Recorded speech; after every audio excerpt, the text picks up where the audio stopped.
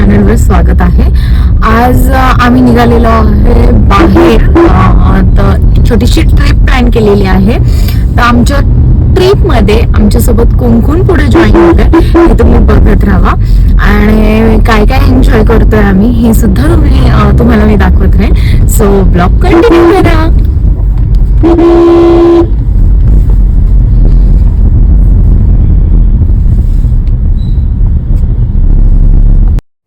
तर इथे तुम्हाला समोरच्या गाडीवरनं दिसलंच असेल कोण आम्हाला जॉईन झाले. येस, तर दादाची गाडी आहे समोर.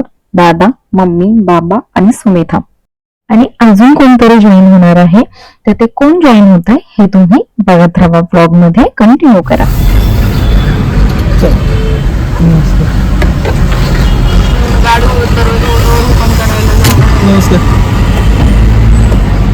निघायचं ना ओके. कोण आहे शरीजा? आवाज आला बाबांचा. बाबांचा आवाज आला. इकडून कोण आलं? इकडून बघ कोण आलं.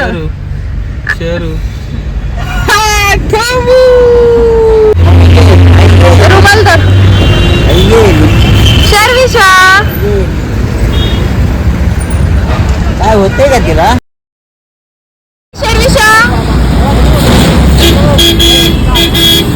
तर इथं अजून एक गाडी आपल्याला जॉईन झाली होती, पण मला त्याचं शूट घेतच नाही आलं कारण की खूप उशीर झाला होता. आणि त्यानंतर आम्ही लगेच निघालो. फक्त मी भेट घेतली आणि तसंच गाडीत बसलो आणि निघालो. आणि मी डायरेक्ट आता शूट घेते ते डायरेक्ट जुन्नर मध्ये पोहोचल्यावर. आणि आपल्याला तिथे गेल्यावर जी शेती वेगवेगळ्या प्रकारची दिसत होती, वेगवेगळ्या फुलांची, त्यानंतर कोबीची आणि असेच वेगवेगळे प्रकार. आणि आम्ही इथे येऊन पोहोचलेलो आहोत आता ओझरच्या गणपतीला. सो आम्ही दिवस चालू केला, जे स्टार्टिंग चालू केलं ते ओझरला पहिले म्हणलं जाऊया. आणि ओझरच्या गणपतीला आम्ही गेलो होतो. तर इथं मग आता गाडी पार्किंग चालू आहे आणि कुठे लावायची हे आम्ही बघत होतो. मग परत म्हणलं विचार केला की नको, आपल्याला उशीर होईल आणि उन्हाचं ऊन होतं तर उगाच गाडी तापल म्हणून मग आम्ही परत गाडी जी आहे ती आतमध्ये शेड खाली लावली आणि त्यानंतर आम्ही सगळे निघालेलो आहोत. तर इथं आम्हाला जॉईन झालेले आहे सुमेधाचे आई वडील, बहीण आणि जिजू आणि त्यांचा लहान मुलगा शर्विल. सो इथं मग आम्ही जायला पुढे निघालो. पण ह्या सगळ्यांना वॉशरूम आली होती, वॉशरूमला जायचं होतं म्हणून मग सगळेजण वॉशरूमला गेलो. आम्ही तसंच पुढे पुढे हळूहळू म्हणलं आम्ही पुढे जातो. आणि इथं स्टॉल सगळे लागलेले होते वेगवेगळ्या प्रकारचे. इथं वॉशरूमच भेटत नव्हतं, त्यामुळे मग हे सगळे वॉशरूम शोधण्यात बिझी होते. त्यानंतर मग वॉशरूम दिसलं, मग सगळेजण वॉशरूमला गेले आणि आम्ही 2-4 जण पुढं मंदिरात जायला निघालो. सो हे आहे ओझरच्या गणपतीचा एंट्रन्स. तर इथं चप्पल स्टँड आहे. सो आम्ही इथं चप्पल स्टँडवर चप्पला काढल्या आणि आम्ही आत जायला निघालो. खूप वेगवेगळे स्टॉल होते. तर पहिल्यांदा असं झालं की म्हणलं की स्टॉल मध्ये बघूया, पण परत म्हणलं की नको, आपण पहिले दर्शन घेऊन येऊ आणि नंतर मग आपण बघूयात की स्टॉल मध्ये काय काय आहे. सो आम्ही सरळ आतमध्ये दर्शन घ्यायला गेलो. तर हा आहे शर्विल. हाय शर्विल. तो सुद्धा हाय करत होता. आणि त्यानंतर मग आम्ही मंदिरात निघालो. गर्दी असल्यामुळे त्यांनी जो डायरेक्ट मंदिरात जाणारा दरवाजा होता तो त्यांनी बंद केला होता आणि त्यामुळे आम्हाला लांबून फिरून जावं लागलं होतं. आणि हे बघा, हा आहे मंदिराचा कळस. एवढं लांब फिरून जाऊन त्याचा काहीच उपयोग झाला नाही कारण की त्यांनी मंदिराचे दरवाजे बंद केले होते. आम्ही बाहेर जाऊन परत आरती केली. आरती झाल्यावर मग आम्ही मंदिरात गेलो, पाया पडल्या, थोडेसे फोटोशूट वगैरे केलं. त्यानंतर तिथंच मंदिरात प्रसाद घेतला, तिथंच जेवण केलं आणि जेवण 1 नंबर होतं. आणि मग त्यानंतर आम्ही घराकडे जायला जाता जाता आम्हाला शिवाजी महाराजांचा पुतळा दिसला. लास्ट ब्लॉग मध्ये मला फ्रंट साईडनं त्याचा व्हिडिओ घ्यायलाच जमलं नव्हतं, जे की ह्या वेळेस मी आवर्जून आठवणीनं कॅप्चर केलेला आहे आणि मला एवढं भारी वाटतंय. आणि फायनली आम्ही घराच्या जवळ पोहोचत आलेलो आहोत. घराला जाताना आजूबाजूला शेती, झाडं, एवढं भारी वाटतं. म्हणजे गावाकडचं वातावरणच खूप भारी वाटतं.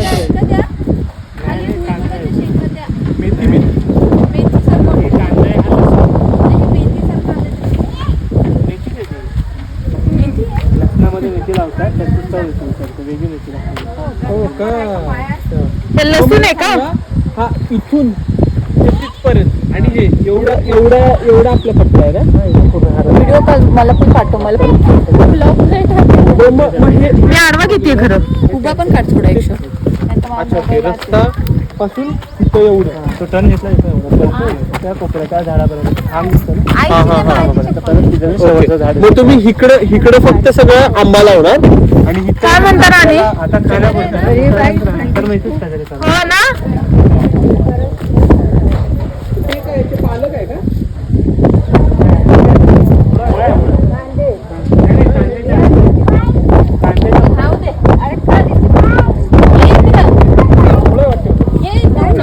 वाल ते काळ्या कलरचे असतात. भेंडी एवढी मोठी कशी काय लागली ही? हे बघ कोल्ह्याचे हे सुमेधा कसे. हा हे बघ कोल्हा. अरे ते पालक नाही का त्याचा आता बिया लागेल. आपल्याला शिवनेरी कुठला हा आहे का? समोर दिसतो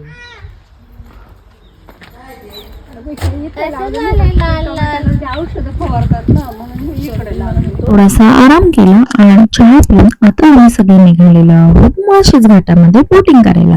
आणि इथंच मामीसोबत शर्विशाचं फोटोशूट चालू झालेला आहे.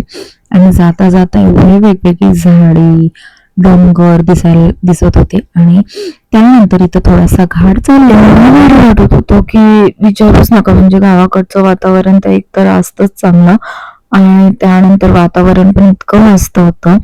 आणि साईडनं जे सिनरी दिसत होता तो एक डोंगर होता. आणि फर्स्ट टाइम सनरूफ मधनं बाहेर आली होती कारण की मला सनरूफ मधनं बाहेर येऊन जो सिनरी आहे त्याचा मला सीन कॅप्चर करायचा होता. तो तुम्हाला सुद्धा दाखवायचा होता आणि खूप भारी वाटत होतं. म्हणजे फिलिंग एक नंबर होती. आणि आता आम्ही जवळपास बोटिंग करायची इथं पोचतच होतो. पण आजूबाजूला सगळे असे टेंट वगैरे लागले होते कारण की 31 डिसेंबर सेलिब्रेशन साठी पण लोक खूप जण येत होते. आणि जसं जसं आम्ही बोटिंग करायचे ते जवळ पोहोचत होतो तिथं विलास वेगवेगळ्या प्रकारचे होते. आणि पाणी हे बघा तुम्हाला दिसतं किती स्वच्छ आणि किती म्हणजे असं वाटतं ना की आपण बाहेर देशातच आलेलो आहोत. आणि विलास बघा तिथं डीजेचे सॉंग्स वगैरे चालू झाले. फायनली आम्ही आता बोटिंग करायचे इथं पोहोचलेलो आहोत. सो ब्लॉग कंटिन्यू करा आणि बघा आम्ही पुढे किती मजा करतोय ते.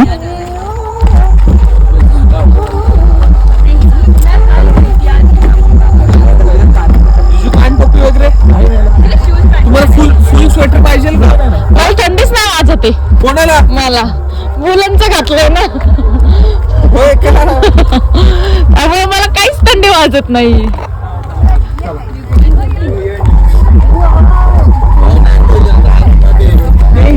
घेतली का? मम्मीकडे देते ना. लाईफ जॅकेट घाला. लाईफ जॅकेट तिकडे आता ते शरूला घालावं लागेल नाही देत होता मी नको म्हणलं. दादा मम्मीच्या ह्याच्यात ठेवायला सांग. का घ्या ना सोबत. शावीर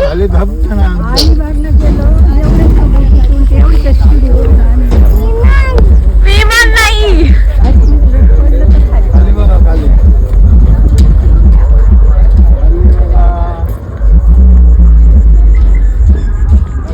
भेटू परत.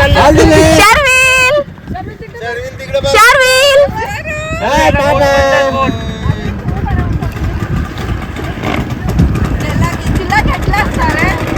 असू दे. आता पण घेतला तर नंतर पण आपल्यावर पण राहिले.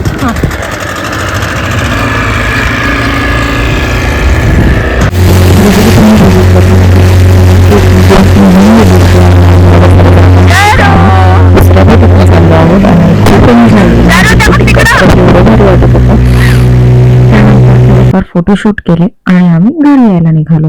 जास्त काही वाजले नव्हते, 6:30 झाले होते. तरी तिथं अंधार बघा किती पडला होता. आणि घरी गेल्यानंतर तिथली जुन्नर स्पेशल मासवडी थाळी आम्ही तिथं जेवलो होतो. बाहेरून ऑर्डर केली होती.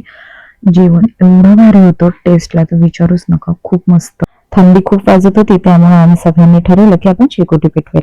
शेकोटी पेटवून शेकोटी घेत असताना आमच्या मुलांचं असं बोलणं झालं की चला आपल्याला काय बिबट्या वगैरे दिसतोय का आपण बघूया, म्हणून आम्ही त्याच्या शोधात निघालो. पण आमचं बॅड लक, बिबट्या दिसला नाही पण ससा मात्र दिसला. पण आम्ही ते नेमकं कॅप्चर करू शकलो नाही. जसं की तुम्ही ब्लॉग मध्ये बघितलं, जिथं आम्ही बोटिंग करायला गेलो होतो तिथं सगळ्यांना थंडी वाजत होती, पण मला मात्र थंडी वाजत नव्हती, कारण की मी वुलनचा ड्रेस घातला होता.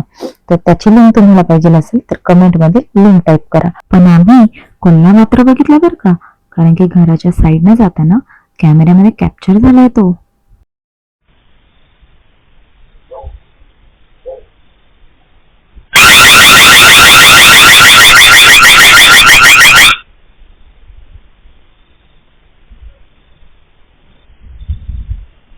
तर भेटूया आपण नेक्स्ट ब्लॉग मध्ये. तोपर्यंत धन्यवाद.